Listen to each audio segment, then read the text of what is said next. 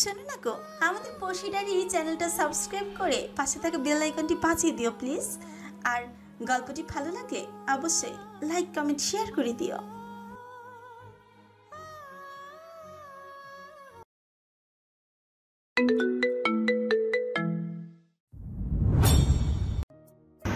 যন্ত্রণায় ছটফট করতে করতে আহত ডাকাতটা জ্ঞান হারিয়েছে।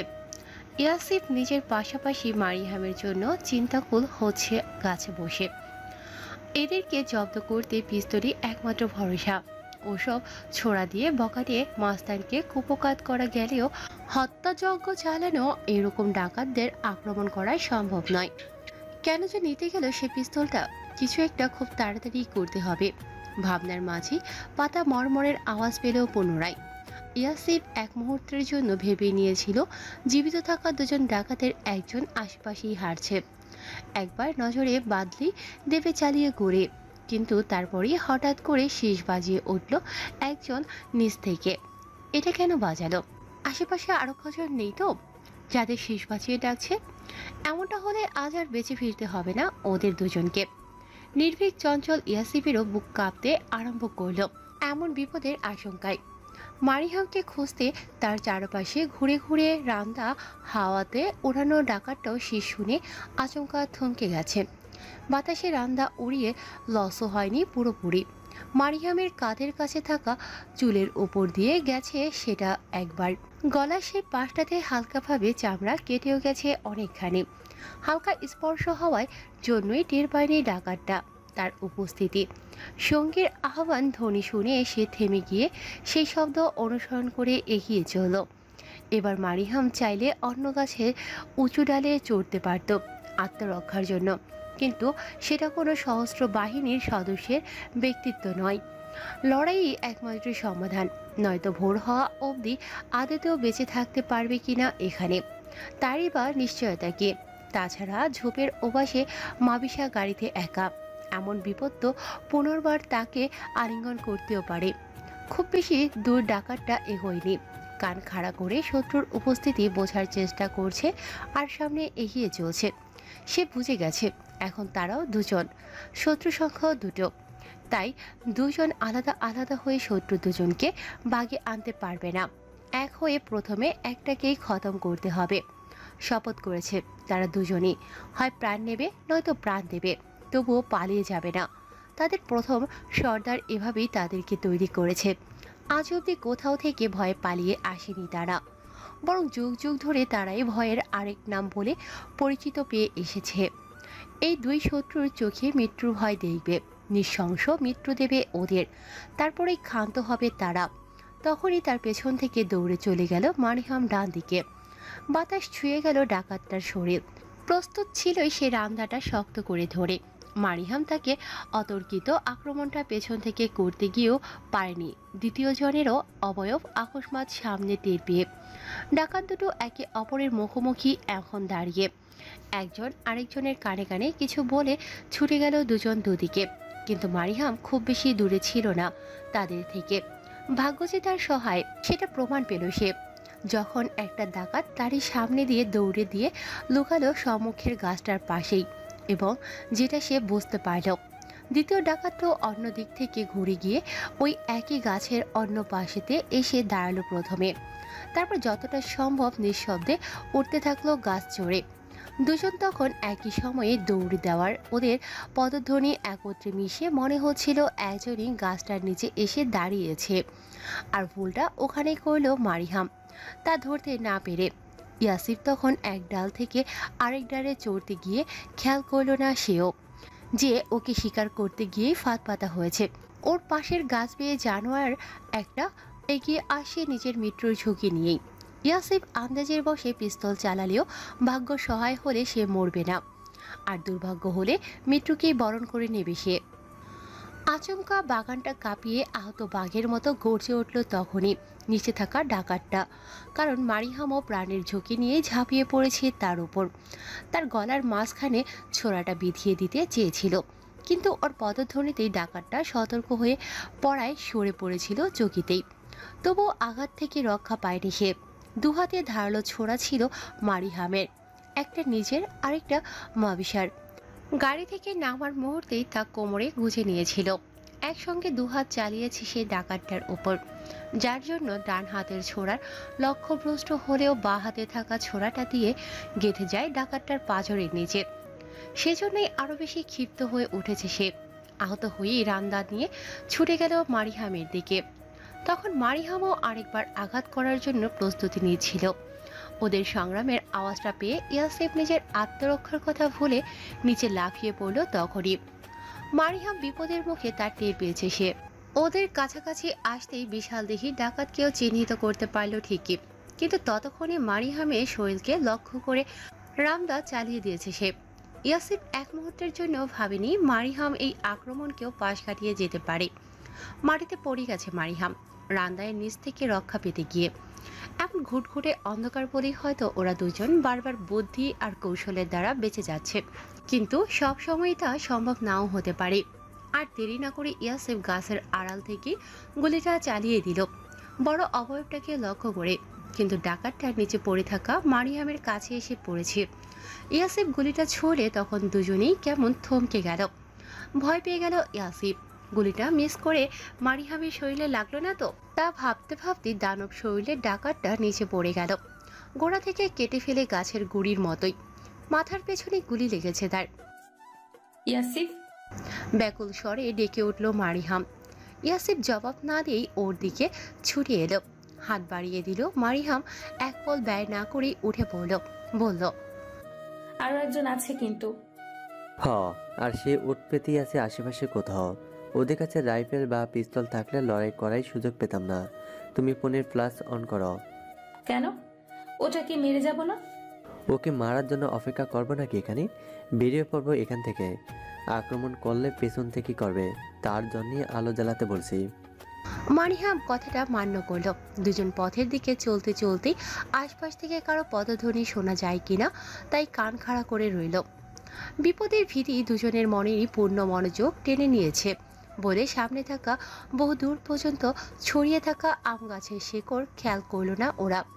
ফলাফল পা ভেজে মারিহাম পড়ে গেল নিচে। একটা নখ ভেঙে প্রচণ্ড ব্যথা পেল সে।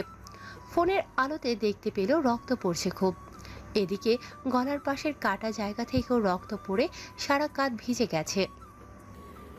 খেয়াল করবে তো, সামনে হাঁটতে পারবে তো? পারবো পারবো, সামনেই গো। ইয়াসিফ প্রথমে চোখ ছোট ছোট করে চাইল ওর দিকে। এমন অসহনীয় আঘাতকেও পরোয়া করতে চাইছে নাকি তাকে এটা দেখানোর জন্য যে মেয়ে হয়েও তার থেকে অনেক শক্ত সে। ঠোঁট বাঁকালো ইয়াসিফ তা ভেবে।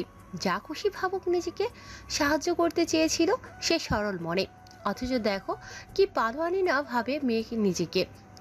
তবে সত্যি হাঁটতে গিয়ে আঙুলটায় ভর পড়ে কাতরে উঠছে মারিহাম ঠোঁট চেপে ধরে, কিন্তু মোটেও ব্যথাটা বোঝাতে চায় না সে ইয়াসিফকে। একটু আগে এই ছেলেকে প্রাণের ঝুঁকি নিয়ে বাঁচিয়ে এনেছে সে, তাই ঋণী থাকলে ইয়াসিফই থাকবে ওর কাছে, সে নয়। এই মুহূর্তটার কিছুক্ষণের মাঝে চূড়ান্ত বিপদটা ঘটে গেল। আচমকা পেছন থেকে আসা রামদায়ের কোপটা মারিহামের পিঠে পড়তে গিয়েও পড়ল না। ওকে টেনে সরাতে গিয়ে কোপটা ইয়াসিফের ডান কোমরে পড়ল খুবই ভয়ানকভাবে। ও মা বলে আর্তনাদ করে লুটিয়ে পড়ল সে নিজে। ব্যথার জোরে তৃতীয় ডাকাতের কথা সটকে পড়েছিল মারিহামের মন থেকে, তাই তো নিকটস্থ বিপদের আজ অনুভূতি করেনি। ইয়াসিফ নিজেও মারিহামের বেগতিক পায়ের দিকে বারবার লক্ষ্য করছিল বলে তৃতীয় জনের কাছে আসার আভাস বুঝতে খুব দেরি করে ফেলে সে। ওদের নিজেদের মাঝে ব্যস্ত থাকার মধ্যেই ওই জানোয়ারটা খুব কাছে চলে এসেছিল, কিন্তু তা ওরা সাবধানতার জন্য বুঝতে পারেনি। আবার যখন চলতে আরম্ভ করে তখনই রান্দা উঁচু করে ডাকাতটা ছুটে আসে। মারিহাম ইয়াসিফের থেকে সামান্য পেছনে ছিল। সে ব্যথার মাঝে ডুবেছিল বিধায় শুকনো পাতার উপরে পড়া পদধ্বনি শুনতে পায়নি। ইয়াসিফ যখন শুনল তখন পিছু ফিরে তাকাতে ডাকাতটাকে একদম কাছে দেখে অবিলম্বেই মারিহামকে ধাক্কা দিয়ে ফেলে দেয়। আর অমনি কোপটা কোমরে পড়ে তার। হাতে ধরা পিস্তলটা উঁচু করার সময়ও পায়নি সে। মারিহাম কয়েক পলের জন্য স্তম্ভিত হয়ে পড়েছিল। কিছু বুঝে ওঠার আগেই ঘটনাটা ঘটে গেল। ডাকাতটা আরেক কোপ বসাবে ইয়াসিফের গলাতে নিচে পড়ে থাকা মারিহাম তখনই এই বলে ক্ষিপ্ত স্বরে উচ্চ আওয়াজে চেঁচিয়ে উঠল। ওর দিকে নজর পড়ল সেই সময়। রান্দাটা নিয়েই এগিয়ে গেল ওর দিকে। এক্ষুনি মারিয়ামের সম্ভ্রমকে লুটে নেওয়ার বাসনায়। তারপর তার খাটিতে তুলে নিয়ে গিয়ে সবাই মিলে আরো অসহনীয় অত্যাচার করে তবেই মারবে ওকে।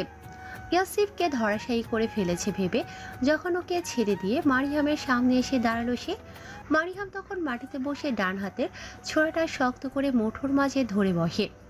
অকল্পনীয়ভাবে ঠিক তখনই রক্তে ভেজা মাটিতে পোড়া কাতরাতে থাকা ইয়াসিফ গুলি করতে পারল ডাকাতটার পিঠে। মরণাঘাত পেলেও হাতের পিস্তলটা একইভাবেই ধরা ছিল তার হাতে। গুলি করার পরও সেভাবেই ধরে রইল সে।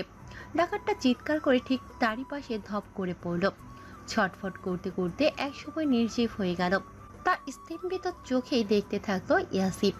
মারিয়াম দেখার অপেক্ষা করল না, উঠে এসে ইয়াসিফকে তোলার চেষ্টা করছে সে।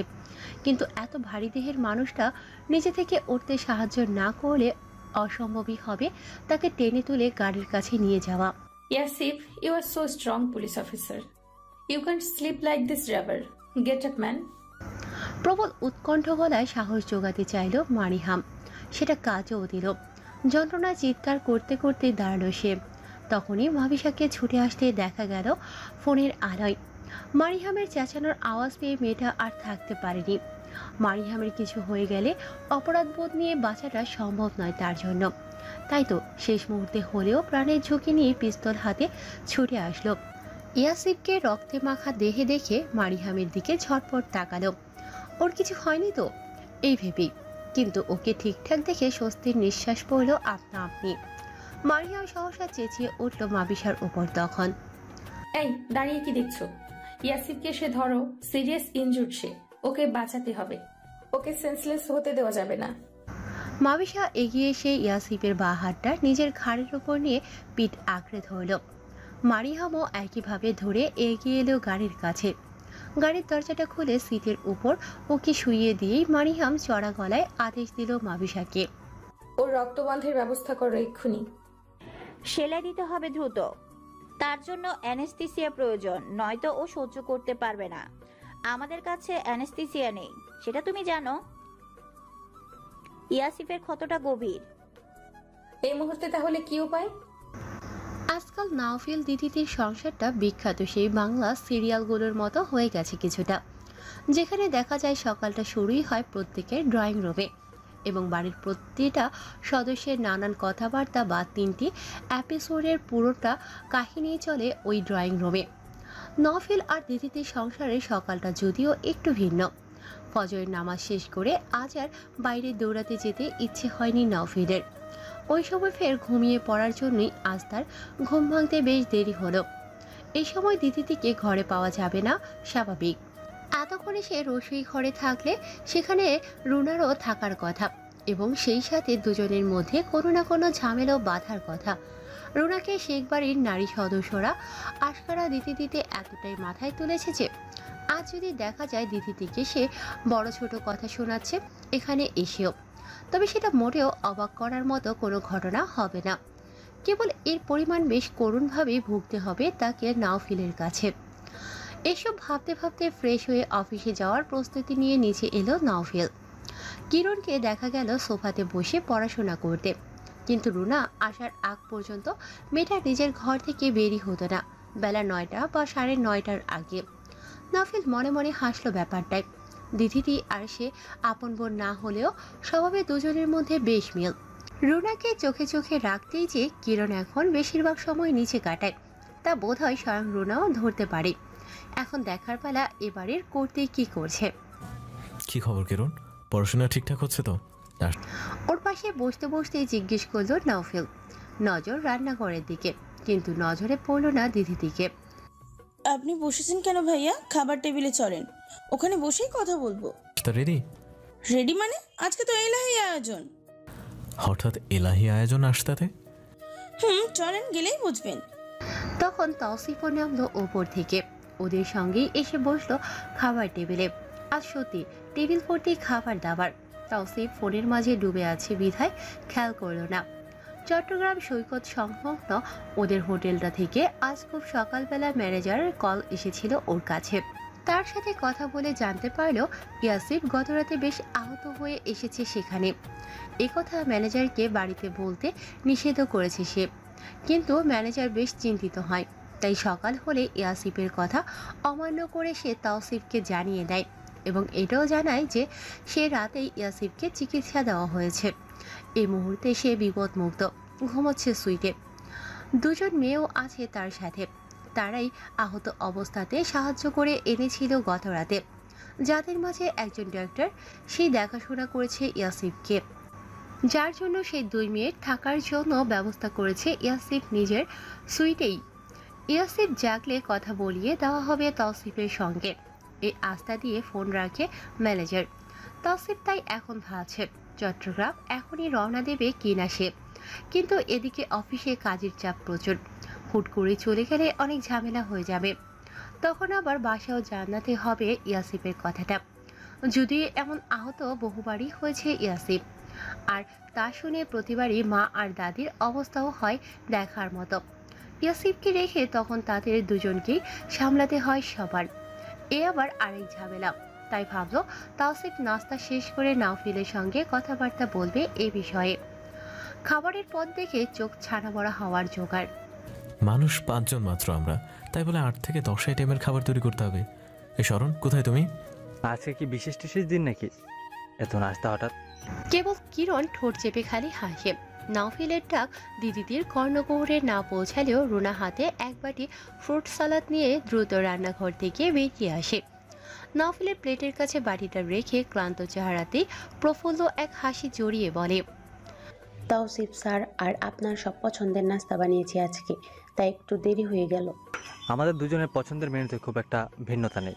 এই 9-10 রকম ভারী ভারী ভোজ যদি সকালে বসেই করি তাহলে দুপুরে কেন রাতেও খেতে হবে না। আমার দোষ নেই স্যার, শরণ ম্যামকে নিষেধ করেছিলাম বহুবার, কিন্তু সে আমার কথা কানে তুলল না। আমি সব তৈরি করার পরেও তিনি আলাদা করে ব্রেকফাস্ট তৈরি করলেন। কিরণ যেন এই কথাটা শোনারই অপেক্ষা ছিল।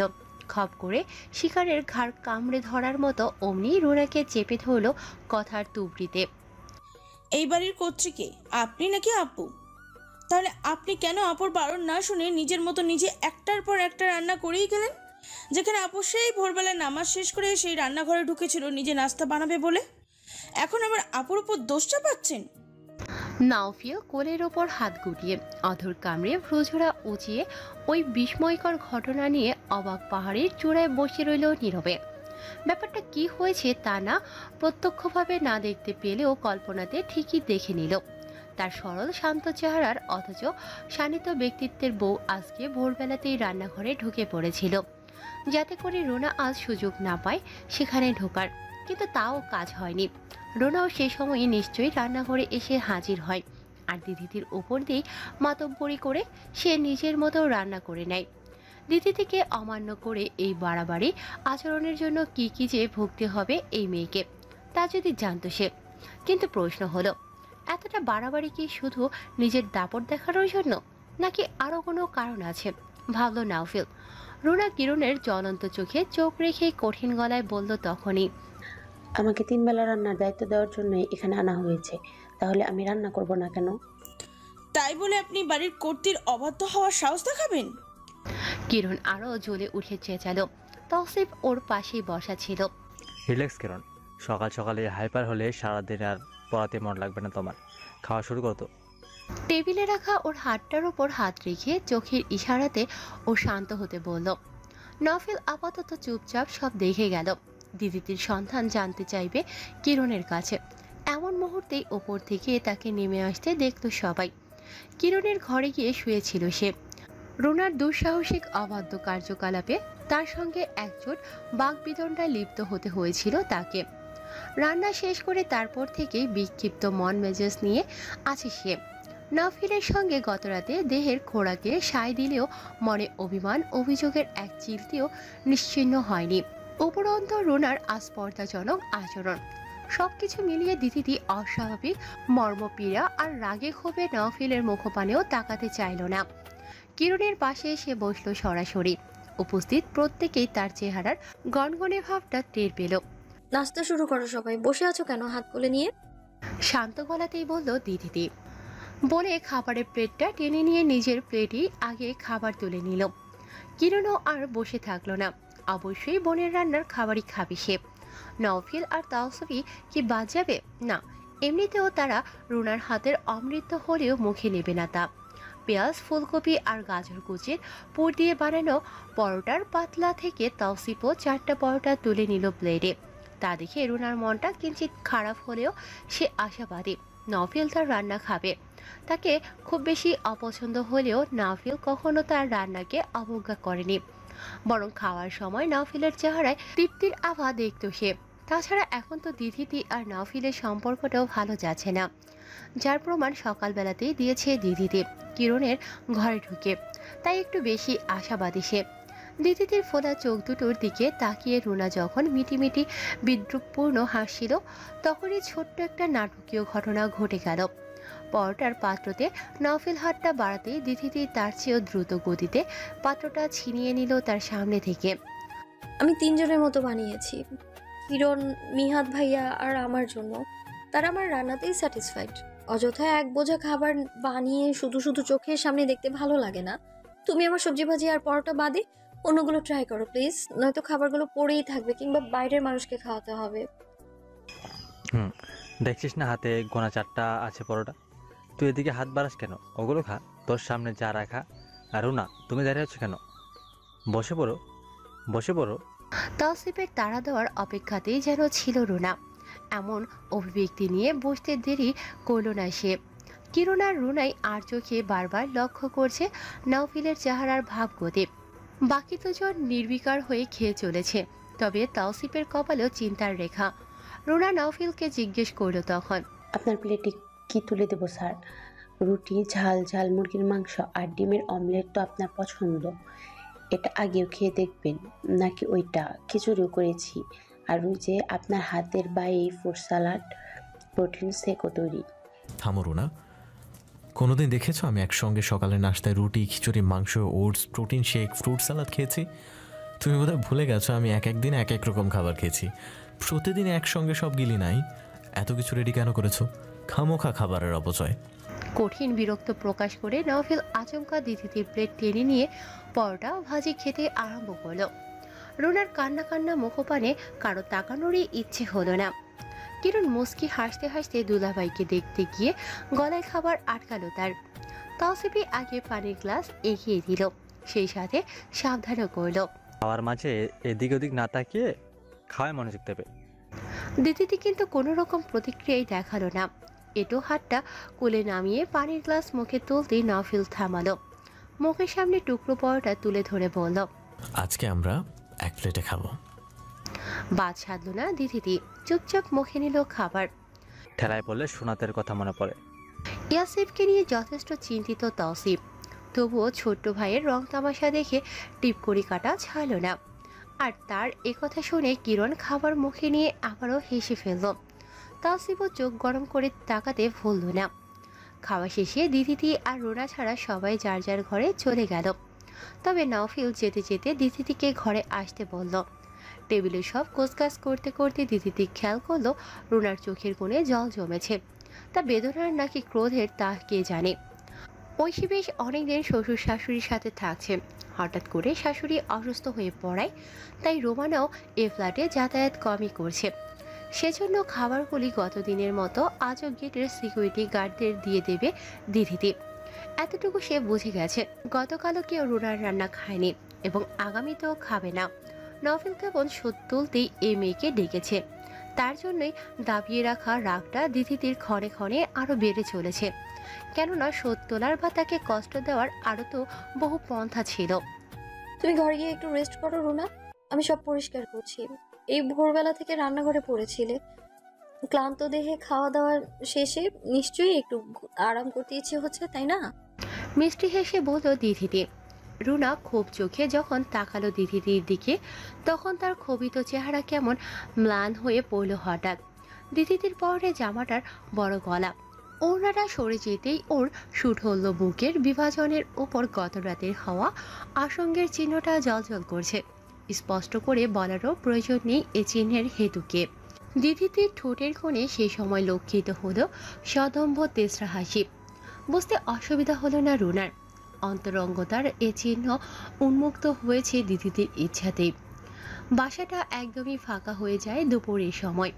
কিরণ কোচিংয়ের জন্য আগে দুপুরের পর বের হতো, কিন্তু কিছুদিন কোচিংয়ের নতুন বন্ধুদের সঙ্গে গ্রুপ স্টাডি করতে একটু আগে ভাগেই বেরিয়ে পড়ে। দিদিদেরও ভার্সিটি গেলে সময় কাটে।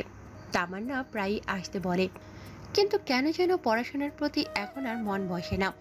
জাকির শেখ যেদিন এলেন সেদিনের পর আরো বেশি অনাগ্রহী হয়ে পড়েছে সে। উদাসীন হয়ে পড়েছিল স্বামী, সংসার, নিজের প্রতিও। দুশ্চিন্তায় ঘুম হারা হয়ে পড়েছিল। নাওফিলের প্রতি অবর্ণনীয় ভালোবাসা বিয়ের আগে এতটা প্রখর ছিল না যতটা এখন গাঢ় হয়েছে। কিভাবে রাজনীতির ময়দান থেকে ওকে সরিয়ে আনবে সে চিন্তাতেই স্বয়ং সেই মানুষকে উপেক্ষা করে বসেছিল। তবে তার থেকে বেশি অভিমান নেই, কিন্তু নীরব অভিমান বা রাগ জমিয়ে ক্ষতি ছাড়া ফয়দা নেই। তাই তো ঠান্ডা মাথায় ভাবনা চিন্তা আরম্ভ করেছে দিদিটি। সেই শীতল ভাবনায় তার প্রথম লক্ষ্য রুনাকে এ বাড়ি ছাড়া করা। নাফিরি হয়তো করবে এক সময়, কিন্তু সকলের আড়ালে এই মেয়ে প্রতিটা মুহূর্তে চোখের ভাষাতেই যে নীরব চ্যালেঞ্জ ছুড়ে দিয়েছে তাকে, যে দুঃসাহস দেখিয়েছে তারই সংসারে দাঁড়িয়ে। তার যোগ্য জবাব সমেত বিদায় না দিলে হয়। তার উপর আজ আবার নাওফিল বাসা থেকে বেরিয়ে ঘন্টা একটা যেতে না যেতেই রুনাকে হঠাৎ কল করে সে। কয়েক সেকেন্ড কথা বলে তারা। সাথে ছিল তখন রুনা আর কিরণ দুজনই। কিরণ এসে তা জানিয়ে গেছে দিদিদিকে। দুপুরে কিরণ বেরিয়ে পড়ার পরই রুনার কাছে আবারও কল করে নাওফিল। কয়েক সেকেন্ডে সাধারণ কথাবার্তা। সে সময়টাতে দিদিদি নিজেই উপস্থিত ছিল। গেস্ট রুমের বাথরুমে একটা টি শার্ট ছিল। টি শার্টটা কার তা জিজ্ঞেস করতে ডেকেছিল রুনা দিদিদিকে। সেটা দেখতেই দিদিদি তার সঙ্গে বাথরুমে ঢুকেছিল। টি শার্টটা ছিল কিরণের। নিয়ে ফিরে আসার সময় হঠাৎ নাওফিলের ফোনটা এসেছিল তখন রুনার কাছে, এবং দেখেছিল রুনার আনন্দে ঝলমল মুখটা। নাওফিলের থেকে এই প্রথমবার আন্তরিকতা পেল কিনা। দিদিদিকে দেখিয়ে দেখিয়ে গুনগুন করে গানও গেয়ে বেড়াচ্ছে সারাটা ড্রয়িং রুমে কাজ করতে করতে। এসবের হিসাব না আদায় করে ছাড়া যায় নাকি। দুপুরবেলা দিদিদি বেশিরভাগই নিজের ঘরে ব্যস্ত থাকে। রুনা আসার পর থেকে যখনই সুযোগ পায় তখনই লুকিয়ে লুকিয়ে দেখে ফোনে কার সঙ্গে যেন রোজ অনেকক্ষণ ধরে কথা বলে দিদিদি। শুনতে চেষ্টা করছে সে কথাগুলো, কিন্তু ব্যালকনির স্বচ্ছ থাই গ্লাসের ওপারে দাঁড়িয়ে ঘরের ভেতরটা দেখা গেলেও কথা আর শোনা যায় না, যার জন্য সবসময় হতাশ হয়ে ফিরে যায় সে। আজও এর ব্যতিক্রম হয়নি। ব্যালকনির দরজার ওপাশ থেকে রুনার মাথাটা সরে যেতে দিদিদি ফোনটা কান থেকে নামিয়ে সেদিকে তাকালো। আজ সে কোনো কথা বলেনি, বরং কথা বলার ভান ধরে এতটা সময় কানে ফোন চেপে দাঁড়িয়েছিল। রুনা জানে না তার এই আড়িপাতার নোংরা স্বভাব সম্পর্কে দিদিদি প্রথম দিনই অবগত হয়েছে, এবং সেই সাথে এটাও খেয়াল করেছে নাওফিল ঘরের বাইরে থাকলেও প্রতি মিনিটে মিনিটে নিজের বউকে নজরহারা করে না সে। অর্থাৎ নিজের ঘরেও সিসিটিভি ক্যামেরা লাগাতে দুবার ভাবেনি। তাই তো রোজ ঘরে ফিরে দিদিদির ফোনটা নিঃসংকোচে হাতে তুলে নিত নাওফিল।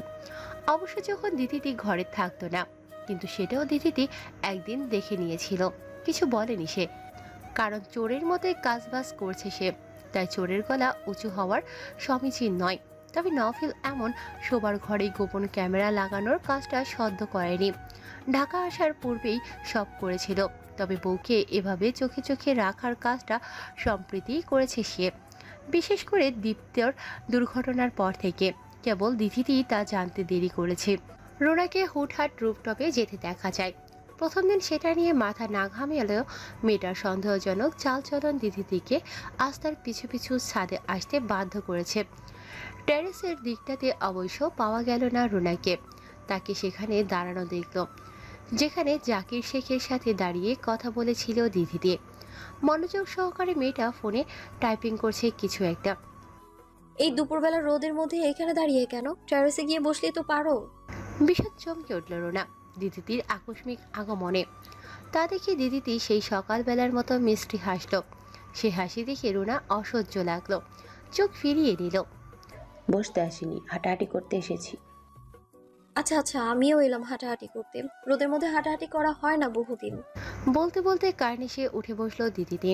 রুনার ইচ্ছে করলো তখনই দিদিদিকে এক ধাক্কায় নিচে ফেলে দিতে। করতো তাই যদি আদেশ থাকতো। মারতে সে ভয় পায় না। কি হলো, তুমি কি বিরক্ত হলে আমি আসাতে? না না, বিরক্ত হচ্ছি না তো। যাক, ভালোই লাগলো। আমি তো ভাবলাম তোমার নাউফিলের স্যারের বউ হিসেবে তোমারও আমাকে পছন্দ হয়নি। আসলে নাওফিল স্যারের যেরকম স্ট্যাটাস, সেদিক থেকে ধরলে আপনি তো ডিজার্ভ করেন না স্যারকে। প্লিজ কিছু মনে করবেন না আপনার আমার কথায়। আমি কেবল অ্যাকচুয়াল দিকটা ভেবেই বলছি। আমি কোনো শিল্পপতির সন্তান নই বলে? আপনি বোধহয় আমার কথাটা বুঝতে পারেননি। শেখ পরিবার বিত্তমানেদেরকে শুধু প্রায়োরিটি দেয় না, বংশমর্যাদা তাদের কাছে ফার্স্ট প্রায়োরিটি। সেখানে হোক বা ছেলের পরিবার মিডল ক্লাস হোক, সেটা ব্যাপার না। আমার বংশমর্যাদা নেই বলছো? আপনার বাবাকে নাকি মসজিদের মাঝে পড়ে থাকতে দেখেছিল মাহাতাব স্যার। সেখান থেকে বাড়িতে এনে কাজের লোক হিসেবে আশ্রয় দিয়েছিলেন। তারপর পড়াশোনার সুযোগ পেয়েছেন। মাহাতাব স্যারের ইচ্ছাতে একটা মর্যাদা সম্পন্ন চাকরি জুটেছিল, কিন্তু বড় একটা রহস্য কিনা আছে আপনার জন্ম পরিচয় নেই। কি রহস্য ম্যাম? অর্থাৎ রুনা দিদির সম্পর্কে বিস্তারিত জেনেই এ বাসায় এসেছে, কিন্তু কে জানালো তাকে সব? জাকির শেখ? তবে কি জাকির শেখের হয়ে এমি তাকে নজরে রাখতে এসেছে? কার্নিশ থেকে নেমে পড়ল দিদিতে। রোদের তাপে ফর্সা মুখটা গোলাপি লাল হয়ে উঠেছে। রাজবাড়ি কণ্ঠে রুনাকে জেরা করলো। কতটা জানো তুমি আমার ব্যাপারে? আমি কি করে জানবো ম্যাম? আপনার শ্বশুর বাড়িতে আপনাকে নিয়ে যা বলতে শুনেছি তাই বললাম। আমি সার্ভেন্ট মানুষ বলা চলে। এসব বড় বড় ব্যাপারে কি আমার জানার কথা? তখনও রুনার মুখ থেকে পূর্বের হাসিটা মোছেনি। দিদি সামলালো নিজেকে। মাথা গরম করলে মেয়েটা আরো বেশি রাগানোর সুযোগ পাবে। হঠাৎ রেগে যায় বোকারা, আর সে বোকার মতো কিছু করতে চাইছে না এই মুহূর্তে। সরাসরি প্রসঙ্গে চলে এলো। হেয়ালিটা এবার বাদ দিয়ে আমরা কেমন? আচ্ছা, আমি না হয় যোগ্য নই নাউফিলের পাশে, তুমি নিজেকে কিভাবে ওর পাশে ভাবো? আমার বাবা এককালে কাজের লোক ছিলেন, আমি নই যদিও, কিন্তু সেখানে তুমি ডিরেক্ট কাজের লোক শেখের বাড়ির। নিজেকে ও বাড়ির বউ ভাবার স্বপ্নটা কেমন করে দেখছিলে তাহলে? নাকি ওর সঙ্গে শোয়ার সুযোগটুকু হলেই চলতো শুধু? কোনটা চেয়েছিলে তুমি বলো তো? এই দিদি রোনার সুন্দর মুখটার বিক্ষিপ্ততা দেখে স্পষ্ট বুঝল এই দুঃসাহসিকতা পূর্ণ মেয়ের পিছনে কিছু বড় বড় মানুষের নির্ভরতা রয়েছে। তার জন্যই একটা সামান্য মেয়ের হয়েও এমন স্পর্ধা দেখানোর সাহস পায়। কিন্তু সে বা তারা যে বা যারাই হোক, আজ আর রুনাকে কেউ রক্ষা করতে পারবে না। অভাবনীয় আক্রমণটা দিদি করেই বসলো। খপ করে রুনার গলাটা শক্ত করে চেপে ধরল। তারপর ঠেলতে ঠেলতে একদম কার্নিশের উপর তাকে শুইয়ে কোমরে গুজে আনা ছুরিটা বের করল। সেটা রুনার চোখ ছুঁই ছুঁই করে ধরে হিংস্র কণ্ঠে বলল, একজন চোর যেমন আরেকজন চোরকে চিনতে পারে, তেমন একজন খুনি সত্তার মানুষও আরেক খুনি সত্তাকে চিনে ফেলে। তুই কি চিনিস নি আমাকে দেখে? আমি তো তোর চোখ চেয়ে তা ধরে ফেলেছি। আমার ভেতরে একটা খুনি আত্মা বসবাস করে। আমার স্বার্থের প্রয়োজনে যদি খুন করারও প্রয়োজন পড়ে, কখনো আমি তা করতে এক সেকেন্ডও সময় নেব না। আমার এই নিষ্ঠুর আত্মার অস্তিত্ব আমি ধরার আগেই আমার স্বামীর কাছে ধরা পড়েছে, জানিস? তাই তো তোকে আমার কাছে একা রেখে গিয়ে আজ নিশ্চিন্ত থাকতে পারছে না আমার পাগল স্বামীটা। তুই যখন এই সারা বাড়ির সিসিটিভি ক্যামেরার বাইরে ছিলি, তখনই আতঙ্কিত হয়ে ফোন করেছে তোকে পাগলটা। কিছু করে বসেছি কিনা তোকে এই ভেবে, অথচ তুই বোকা কিনা ভেবেছিলি তোর প্রতি ইন্টারেস্টেড নাউফিল শেখ। আমি শরণ স্বেচ্ছায় না ওকে ত্যাগ করলে ওর কাছে ধারের কাছেও কোনো নারী কোনোদিন আসতে পারবে না। নিজে হাতে সেই নারীকে তোর মতো করে শেষ করতে না পারলেও অন্য উপায়ে হলেও তাকে বিনাশ করব আমি। বলে ছুরিটা গেঁথে দিতে গেল রুনার চোখে। ভয়ে রুনা চিৎকার করতে চাইল, পারল না, গলা চেপে ধরায়। মাথাটা একটুখানি কাত করতে পারল শুধু বাঁচার চেষ্টায়। তাই ছুরির আঘাতটা চোয়ালের শেষ প্রান্ত ঘেঁষে তার কানের নিচ পর্যন্ত কাটল। এবার শ্বাস বন্ধ হয়ে আসার উপক্রম। ধীরে ধীরে চোখ দুটো প্রায় বুঝেই আসলো।